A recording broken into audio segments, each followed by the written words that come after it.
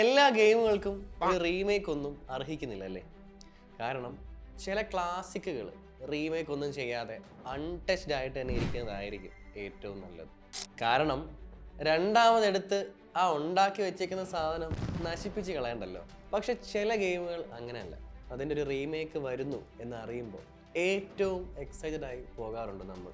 അതേപോലെ ഒന്നാണ് assassins creed black flag, the game which redefined the whole Assassin's Creed franchise. The game which gave us freedom to roam the seas.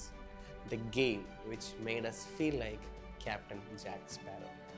അതെ, ഇന്നത്തെ നമ്മുടെ video is of the remake of Assassin's Creed Black Flag, which was suggested by our dear subscriber Amin Naushad 007. So once more, welcome back to AAA Gaming, where we don't die, we always just respawn.